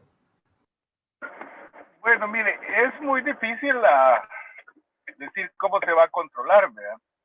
Sin embargo, a mí me parece que una de las medidas que el gobierno nacional debe tomar es el consensuar las distintas acciones que se deben hacer en función de dicho control. Segundo, en mi opinión, urge la formulación de políticas públicas, porque hasta hoy no las veo, en materia de salud y de estrategia o desarrollo económico para enfrentar la herencia negativa que deja la pandemia. Yo creo que si se logran un entendimiento entre los actores políticos, porque tal como lo expuse, en mi opinión existe una crisis de gobernabilidad, ese sería el primer paso sustantivo. Lo que me lleva a señalar es que deben de dejar las acciones electoreras para darle paso a los intereses del país, pues. Lamentablemente, esto que estoy diciendo no es tan fácil porque el nivel de polarización es tan alto, ya que supuestamente el 97% de la población apoya al presidente Bukele. Y el sistema de partidos políticos tradicionales solo expreso representa el 3%. Entonces, con ese nivel de polarización es como que es muy difícil encontrar estrategias sostenidas en el corto, mediano plazo para poder enfrentar correctamente las secuelas de la pandemia. Sobre todo las secuelas en materia económica, porque al igual como he venido escuchando de los otros colegas, las estrategias han sido más o menos las mismas, ¿verdad? Congelamiento de plazas, entrega de paquetes alimenticios, un poco de dinero, confinamiento de la gente, etcétera. En lo personal, yo viví 41 días de confinamiento en un centro de contención, en donde ahí se involucraba todo el mundo, ¿verdad? Independientemente del país donde viniera. Tal parecía que esos centros de contención eran granjas de engorde del virus, ¿verdad? Entonces, esos son los dos elementos que a mí me parece que sin ellos no es posible avanzar en cualquier otra acción para controlar los efectos negativos de la pandemia. No la pandemia, porque la pandemia ahí está y va a seguir estando, ¿verdad? La única forma de resolver la enfermedad es que hay una pronta medicina y accesible a todos los sectores de la población nacional, regional y mundial, ¿verdad? No sé si logro responder al respecto. Muchas gracias, doctor Monge. Y tenemos la siguiente pregunta, es para la doctora Monzón, y se la paso a leer inmediatamente. Okay, aquí está. ¿Cree usted que esa situación que viven las mujeres en Guatemala no es la misma del resto de Centroamérica? ¿Qué debemos hacer para acabar con tanta violencia hacia las mujeres de la región, doctora Monzón? Bueno, muchas gracias. Realmente me parece que esa situación que presenté con relación a las mujeres en Guatemala se da en los demás países y en algunos casos muchísimo más grave. Por ejemplo, ¿verdad? La violencia política, que sí me quisiera referir a esto, porque cada vez más se están cerrando los espacios para la organización y la expresión de la ciudadanía, y particularmente para quienes defienden derechos humanos, derechos al territorio, quienes están planteando una crítica frontal a los proyectos extractivistas, ¿verdad? Y sobre todo mujeres indígenas en la región centroamericana. Entonces, la problemática de la violencia, que por supuesto el seguimiento que más se le da es a la violencia física, sexual. Digamos que se han ido generando instrumentos en toda la región para recoger esa problemática y traducirla en datos. Sin embargo, también hay otras manifestaciones de violencia, como ya decía.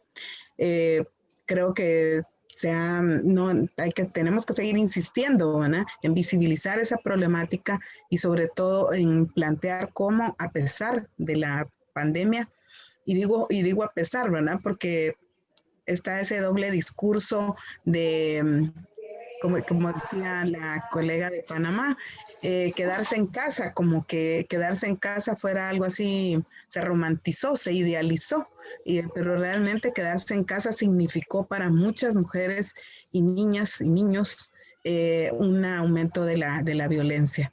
Entonces, me parece que también, ¿verdad? En la misma línea de lo que planteaba mi colega Luis Monge de las políticas públicas, sí, pero si esas políticas públicas carecen de una perspectiva de género e interseccionalidad, vamos a continuar en la misma dinámica que nos arroja esos datos. Buenas tardes. Hola, buenas tardes. ¿Cómo están? Por favor. ¿Cómo está? Doctor Monge, tiene su micrófono abierto. Por favor. Ya me voy. Solo vengo a firmar asistencia y ya me voy. Creo que no nos escuchó el doctor. Tengo una clase a las 6. Luis, por favor, si puedes cerrar tu micrófono. Gracias. Ahí ya, gracias. Perdón, es que me destanteé un poco el ruido. Bueno, decía entonces que si las políticas públicas, que por supuesto se han planteado como la salida, incluso a veces como que fuera la panacea, aunque ya sabemos que no es así, ¿verdad? Y eso creo que sí es importante tomarlo en cuenta. No son la panacea, son el instrumento que tenemos y por supuesto hay que seguir insistiendo en eso, pero a la vez tenemos que insistir en que esas políticas públicas tengan perspectiva de género e interseccionalidad. Si no la tienen, pues lo que va a suceder es que se van a seguir profundizando las brechas de género y las brechas étnicas. Y también se está dejando fuera a la población con discapacidad, a la comunidad de la diversidad sexual, que también ya se mencionó aquí, como hay un ejercicio de violencia mayor contra esta población, que no encuentra ni los recursos para sostenerse, ¿verdad? Están estigmatizadas y prácticamente se les orilla a tener muy pocas posibilidades de trabajo, y también a la población indígena, con todas las consecuencias que eso tiene. Entonces, por supuesto que sigamos insistiendo en esto, pero necesitamos además, creo, a la par, y creí ver una pregunta del doctor Briceño aquí en el chat. Por supuesto que hay que seguirle apostando a la organización de la sociedad civil. Estamos en un momento muy complejo, como ya decía, ¿verdad? Y también hay evidencia en todo el mundo de esto, que con esta pandemia se están acelerando procesos de autoritarismo. Y eso pues es muy grave y creo que debemos ponerle mucha atención, porque si no se va a retroceder aún más en la escasa ganancia que habíamos tenido en los años 90, cuando se firmaron los acuerdos de paz en Guatemala y El Salvador.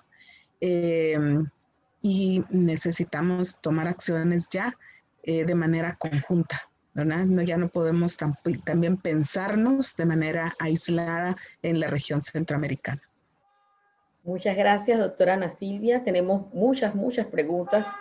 Aquí nos manda el doctor Emilio Mesina, nos manda una, a ver cuál de los panelistas la quiere responder, y dice así: ante la crisis de la institucionalidad reevidenciada y exacerbada por la pandemia, ¿cómo ven el rol de la sociedad civil organizada en la construcción de la respuesta y gobernabilidad post-pandemia?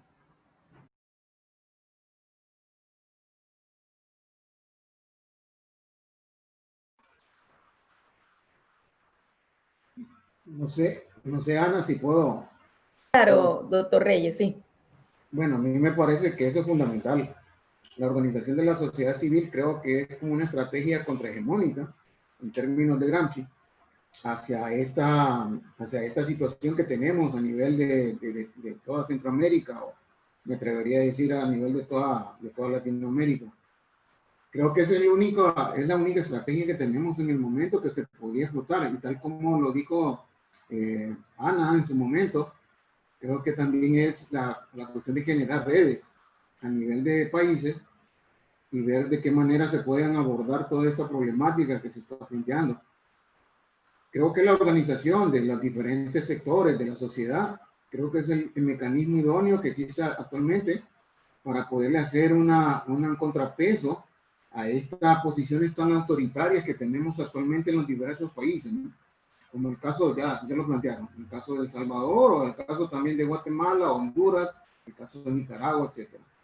Entonces, me parece a mí que esa estrategia de la organización de la sociedad civil, creo que también ese es un mecanismo fundamental para poder hacer un contrapeso o una contrahegemonía a esto, al igual que el papel que juega también el generar mayor capital social entre nosotros, ¿no?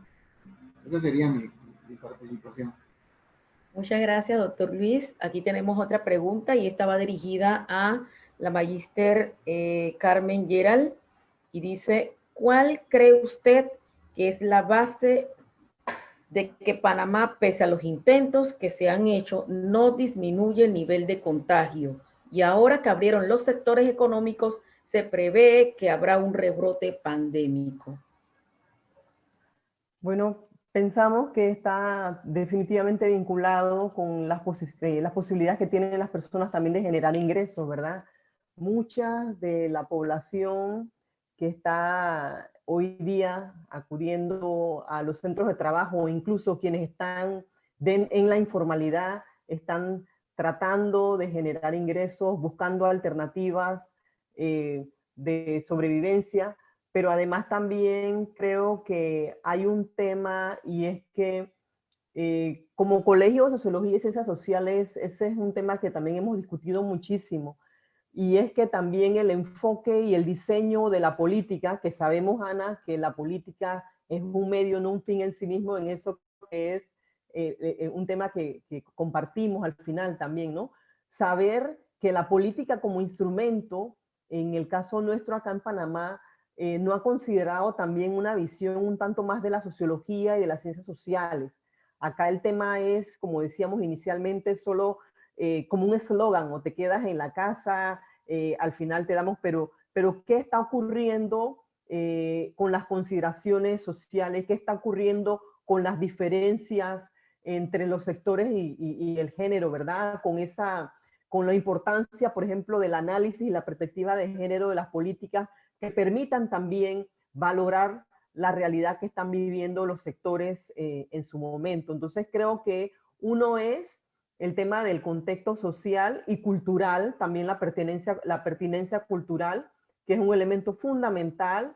Por ejemplo, cuando se hicieron algunos clústeres, yo realmente quedé muy preocupada que hubo un sector en Panamá que no es fuera de la comarca, fuera de las comarcas indígenas, un sector indígena, Guna, y entonces la prohibición era que dice que las personas trataran de no tener mucho contacto, que no salieran, cuando de por sí la cultura, la nuestra en general es una cultura de la familia extendida, pero luego las comunidades indígenas, la gente vive junta.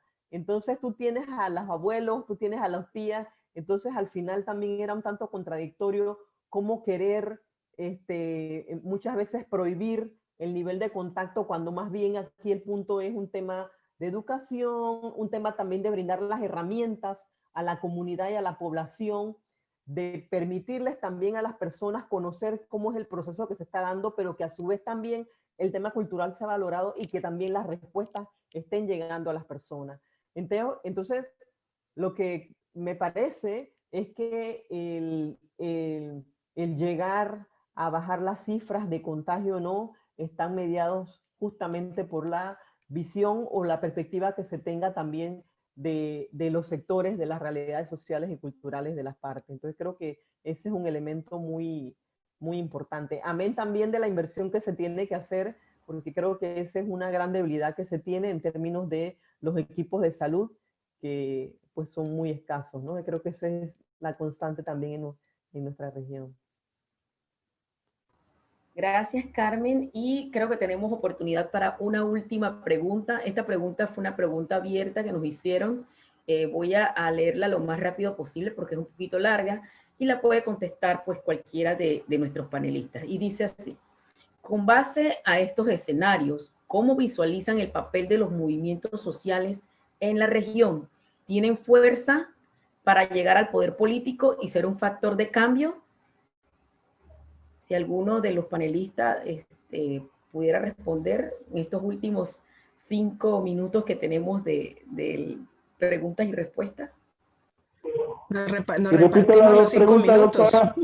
Sí, cómo no, se la repito. Dice así: con base a estos escenarios, a todo lo que ustedes han planteado, ¿cómo visualizan el papel de los movimientos sociales de la región? ¿Tienen la fuerza para llegar al poder político y ser un factor de cambio?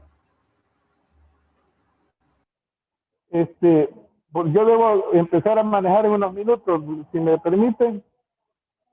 Yo no creo que los movimientos sociales en las condiciones en que se encuentran puedan ser factor de conducción de poder. Por lo menos en El Salvador, el movimiento social lo veo bastante decaído. Algunas expresiones se han movilizado en función de apoyar al gobierno del presidente Bukele, y otras expresiones organizadas ligadas al fin de la guerra, como son los movimientos de veteranos, exigiendo su pensión mínima de $50 o de $100. De eso a expresiones organizadas del movimiento social, con excepción del movimiento que generó la defensa del agua hace 2 años, que fue avalado por la Iglesia Católica, en el corto plazo no veo al movimiento social, en el caso salvadoreño, jugando un rol protagónico en este proceso que tenemos actualmente. Y yo con esto me despido porque voy corriendo para otro lado. Muchas gracias por su participación. Muchas gracias y gracias a todos los colegas que han hecho interesante esta tarde, ¿verdad?, de reflexión sociológica, e invitarles a no quedarse solo en la reflexión, sino que a que actuemos, ¿no? Ok. Gracias por sus aportes. Buenas tardes. Gracias a ustedes. Y dijimos que íbamos a cerrar, pero nos están llegando más preguntas y creo que todavía tenemos tiempo para más preguntas. Esta pregunta es para la magíster Carmen Gerald y dice así: ¿cree usted que en Panamá hay condiciones políticas para aproximarnos post pandemia al país que necesitamos o queremos?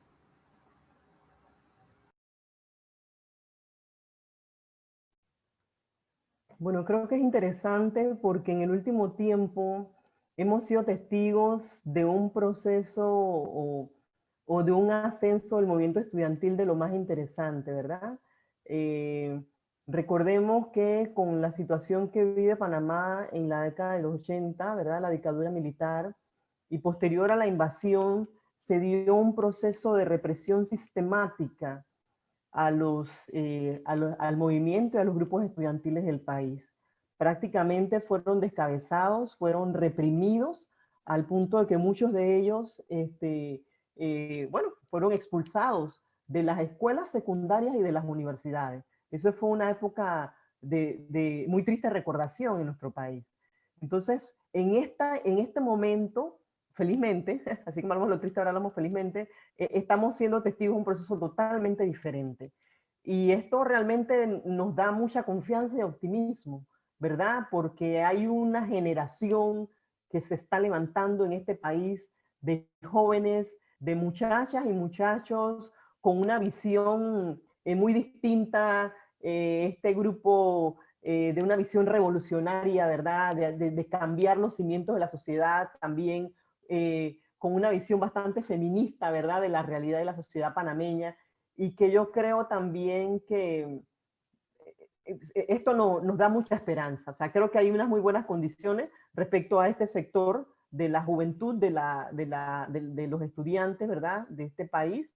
Por supuesto, hay toda una serie de movimientos en el país que han estado presentes, ¿verdad? No quiero decir con esto que se anuló la participación, pero eso sí hay que reconocer que hubo, después de la invasión, ¿verdad?, y de toda esa etapa que vivimos de mucha represión, también con la dictadura militar, hubo una especie de descenso de los movimientos, y creo que cada vez más ahora hay una etapa de recomposición. Entonces mi respuesta es sí, yo creo que hay una muy buena, no sé, muy buena visión, muy buena alternativa de lo que se está presentando. Creo que las condiciones han variado muchísimo y el movimiento estudiantil se ha organizado y tiene mucha más presencia y se ha abierto camino. Esta es una generación que se ha abierto camino a pesar de las limitaciones que se le han planteado. Muchas gracias, licenciada Carmen. Y bueno, tenemos algunos comentarios acá en el chat. Aquí hay un comentario que me parece muy interesante y dice de esta manera: desde UDELAS, hasta ahora todos los abordajes a la pandemia se hacen desde la visión de la salud y de este campo disciplinar. Las ciencias sociales no han sido convocadas para hacer el análisis desde otra perspectiva. Qué bueno que qué bueno es este espacio. Me parece un buen inicio para aportar algo desde la sociología. Entonces, acá también felicitan a la doctora Ana Silvia por el poema que nos colocó aquí en el chat. Muchas gracias. Excelente las experiencias compartidas desde la mirada de la sociología y nuestras realidades en Centroamérica. Entonces, para ir ya cerrando esta tarde tan provechosa, de tanta información, tanto aporte que nos han hecho pues desde todos los países pues de Centroamérica, queremos pues agradecer a nombre de la Asociación Hondureña de Sociología, la Asociación Salvadoreña de Sociólogos, Sociólogas y Profesionales de la Sociología, Colegio de Sociología y Ciencias Sociales de Panamá, Asociación Centroamericana de Sociología ACAS, Asociación Latinoamericana de Sociología ALAS. Pues queremos extender este agradecimiento a todas y a todos los que han estado pues en el panel. Han sido muy destacadas su participación, nos han brindado un panorama de la situación de cada uno de sus países, a los participantes que nos han acompañado en esta sala, a los que no nos perdieron de vista en el Facebook Live, muchísimas gracias. Esto pues con seguridad, este tipo de actividades, este tipo de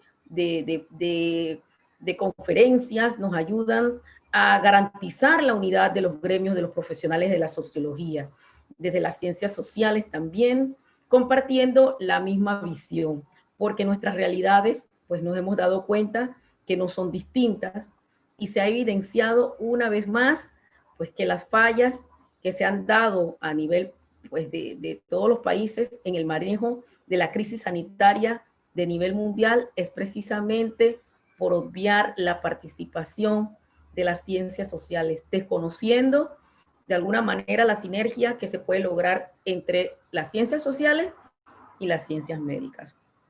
Nosotros pues seguimos con nuestra visión, seguimos con nuestros aportes desde nuestros gremios, desde cada uno de nuestros países, comunicando que estamos preparados para proponer respuestas integrales y que sean construidas desde la participación ciudadana. Muchísimas gracias, muy buenas tardes y que pasen una excelente noche.